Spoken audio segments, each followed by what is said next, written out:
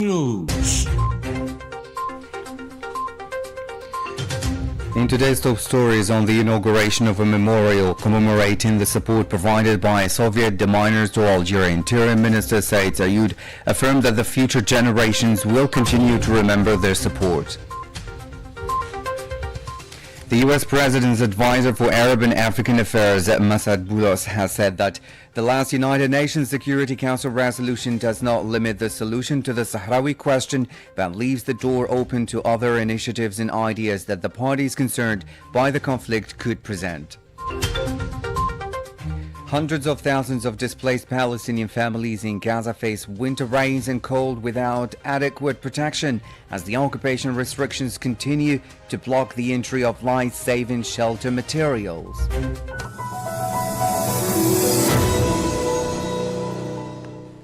Hello and welcome to Radio Algeria International. I'm Jamal Slimani. The President of the Republic, Abdelmajid Tebboune, has received the Minister of Foreign Affairs of the Republic of Azerbaijan, Ceyhun Bayramov, and his accompanying delegation. In a statement following his meeting with the President of the Republic, the Azerbaijani minister indicated that his discussions with his Algerian counterpart, Ahmed Attaf, focused on several issues related to the relations between the two countries. Describing the relations between his country and Algeria as brotherly and based on support, trust and respect, he said that the positions of the two countries are fully within the framework of international law. The head of diplomacy of Azerbaijan, moreover, said he was convinced of the existence of numerous opportunities for cooperation in other fields, particularly in the field of human and cultural exchanges. President Abdelmajid Tebboune has received a retired Russian colonel and former demining expert, Mr. Andrei Pavlenko, who played a key role after independence in assisting Algeria in demining operations and landmines planted by the French occupation during the War of National Liberation. Algeria has managed to remove 9 million landmines out of a total of 11 million, 2 million of which exploded in destructive incidents, while others injured many Algerians. Following his meeting with the President of the Republic, Mr. Abdelmajid Tebboune, Mr. Pavlenko congratulated the new Algeria on the anniversary of its glorious revolution, highlighting the sacrifices of the martyrs that culminated in the country's independence. On this occasion, the retired Russian colonel sent a message to the younger generations, urging them to preserve Algeria, following the example of their ancestors, before praising Algerian-Russian friendship. Meanwhile, Interior Minister Said Zayud affirmed in the province of At-Taraf that the future generations will continue to remember the support provided by Soviet deminers to Algeria following its independence.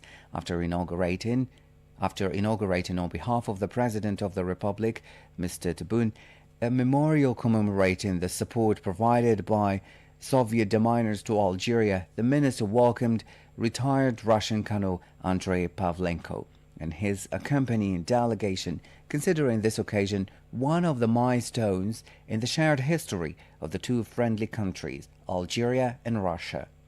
Mr. Zayud stressed that successive generations will continue to preserve in their collective memory the support Algeria received from its allies in the Soviet Union in the aftermath of its independence.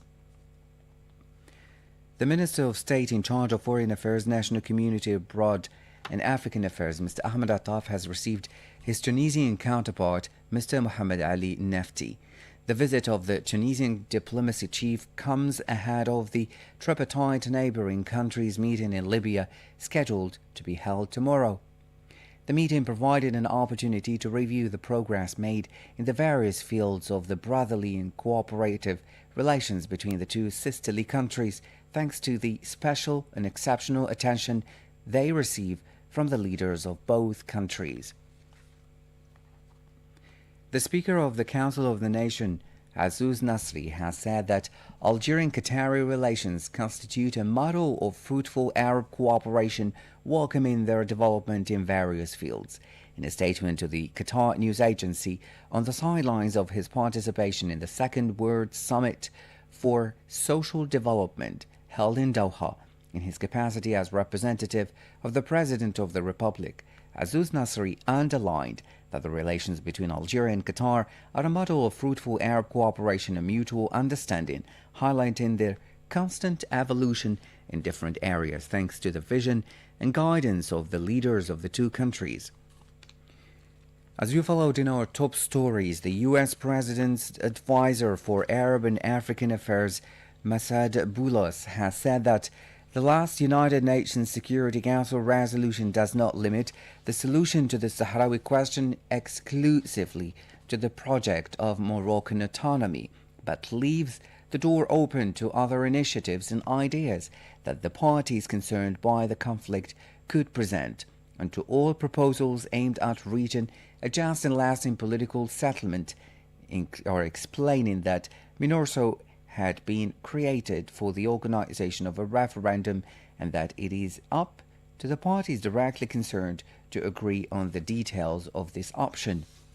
In a statement to televised channels, Mr. Massad Boulos said that the only way to put an end to this conflict remains the understanding between the two parties directly concerned, the Polisario Front and Morocco, welcoming the position of the Polisario Front on the UN resolution. Its vision, he said, is not negative, but it includes legitimate reservations that it has the right to express regarding such sensitive issues.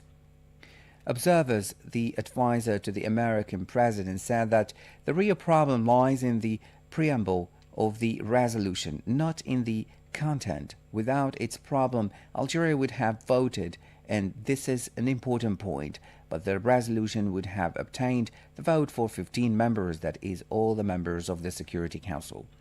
After indicating that the Security Council resolution was somewhat different from the official position of the United States of America and President Donald Trump, Massad Boulos underlined that his country encourages the two parties to the conflict to move forward in the dialogue process to reach a comprehensive agreement satisfactory to all parties regarding the organization of a referendum on self-determination in Western Sahara. Massad Boulos said that the question of self-determination is up to the parties concerned and that an agreement will have to be reached on this subject during the negotiations. He recalled in this respect that MINURSO was initially created for the organization of a referendum on self-determination, adding that it is up to the parties directly involved to agree on the details of this option. This is Radio Algeria International, the English service. The United Nations Children Fund UNICEF, Ricardo Piers, said Sudan remained the world's largest food crisis. More than 3.2 million children under the age of 5 in Sudan were estimated to suffer from acute malnutrition, and over 772,000 children had severe acute malnutrition, which required immediate treatment to prevent death. Sudan remains the world's largest food crisis, and the IPC just again confirmed that, and only a ceasefire and an unimpeded humanitarian access can prevent further deterioration and save lives.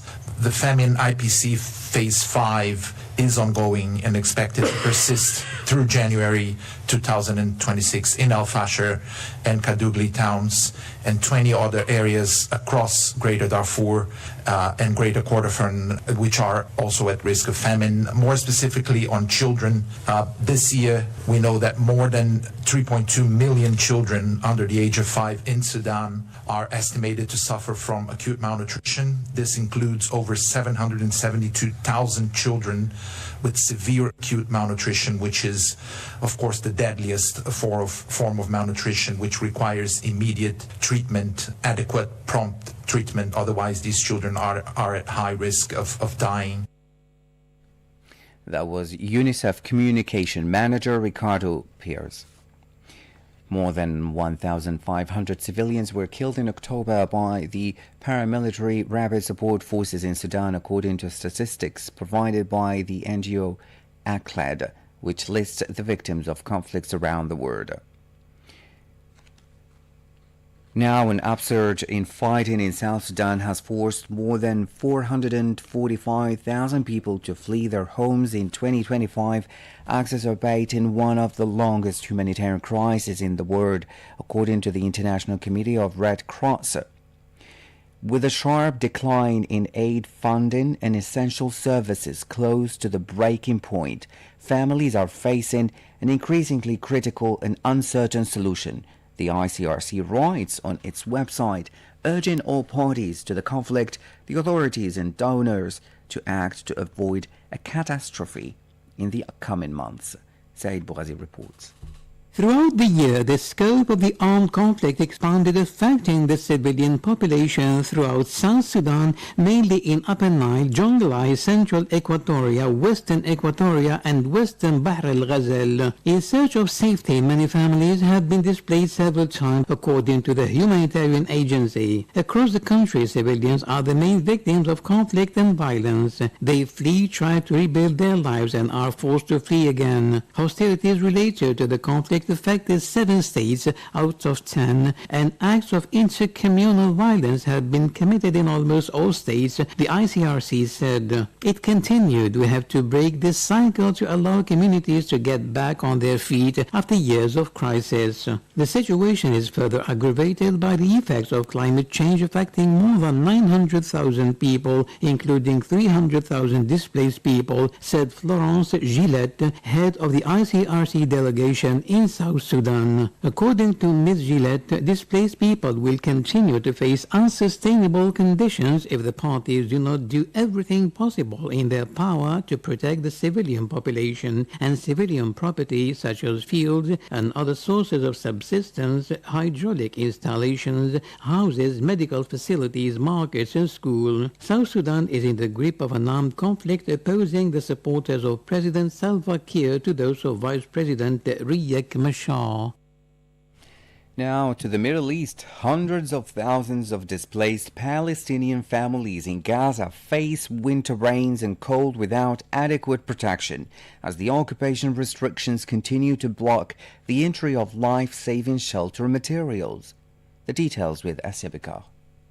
This was warned by the Shelter Cluster, which coordinates the humanitarian shelter response and identifies priority needs for displaced families, saying that millions of shelter and non-food items are stuck waiting for approvals, leaving around 260,000 Palestinian families, equal to nearly 1.5 million people, exposed to worsening conditions. Since the ceasefire took effect on the 10th of October, Israeli occupation authorities have rejected 23 requests from 9 aid agencies to bring in urgently needed shelter supplies such as tents, ceiling and framing kits, bedding, kitchen sets and blankets, amounting to nearly 4,000 pallets. Angelita Carida, Middle East and North Africa Regional Director for the Norwegian Refugee Council, which hosts the Shelter Cluster, said that there is a very short chance to protect families from the winter rains and cold, adding that more than 3 weeks into the ceasefire, Gaza should be receiving a surge of shelter materials,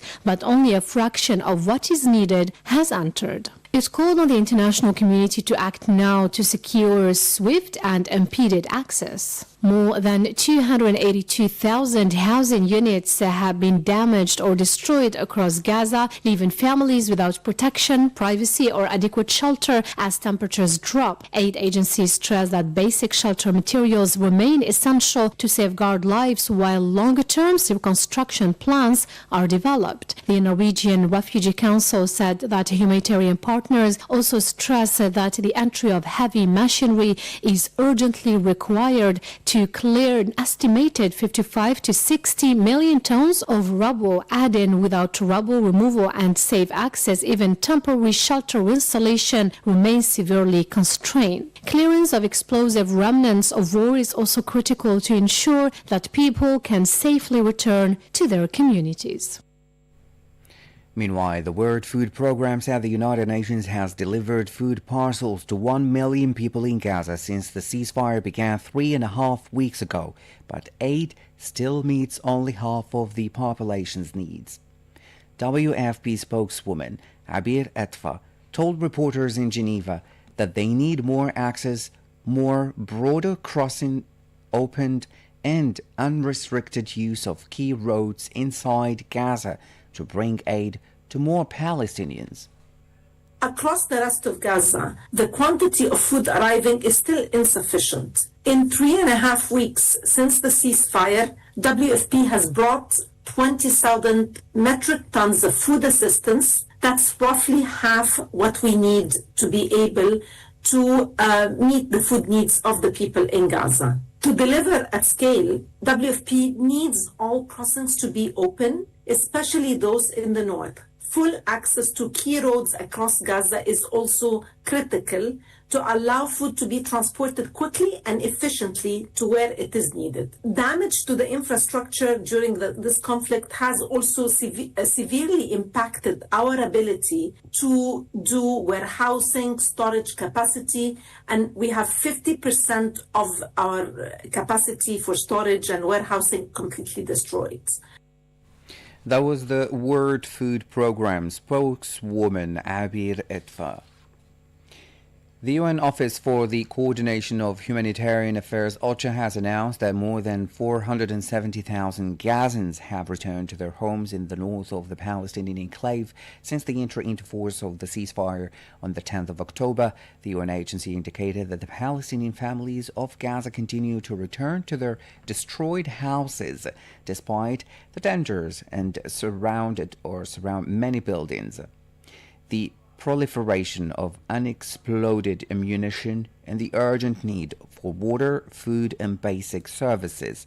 OCHA also informed that humanitarian aid continues to enter the Gaza Strip, claiming that more than 300 loaded trucks of aid had crossed the Palestinian enclave, many from the crossings point. And now New Yorkers have chosen Zohran Mamdani as their mayor, allowing him to become the city's youngest mayor since 1892, its first Muslim mayor and its first one born in Africa. Asya Bikar has the details. The 34-year-old entered the race last year with little money and no institutional party support. That alone makes his victory over former Governor Andrew Cuomo and Republican nominee Curtis Lewa remarkable. His victory speech was attended by big crowds who enthusiastically listened to his speech of hope for the U.S. biggest city. Tonight we have spoken in a clear voice. Hope is alive.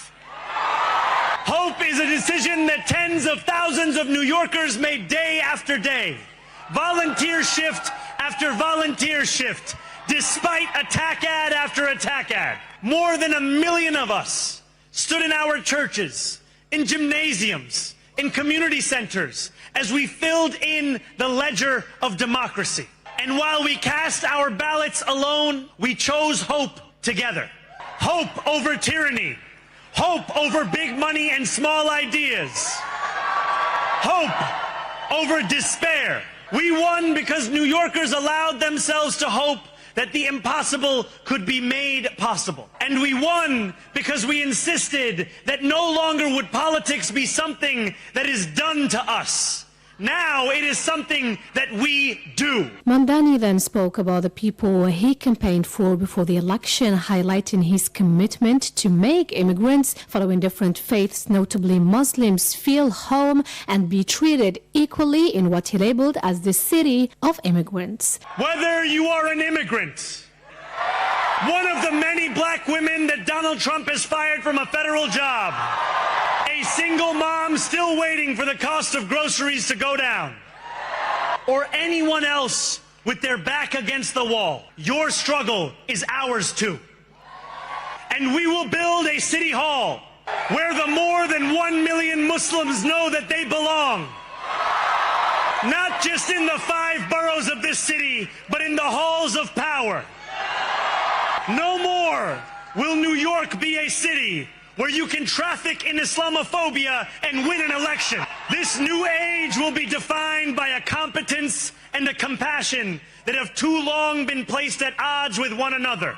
We will prove that there is no problem too large for government to solve and no concern too small for it to care about. Mamdani has also shown a laser-like ability to focus on the kind of core economic issues that have been a priority for working-class voters who have drifted from the Democratic Party recently. His support for Palestine and condemnation of the Israeli genocide of Gazans also gained him support not only from the Arab Muslim community but from all those seeing the atrocities happening in Gaza for what they really are. Mamdani's campaign for mayor has generated voluminous media attention, perhaps more than a municipal election.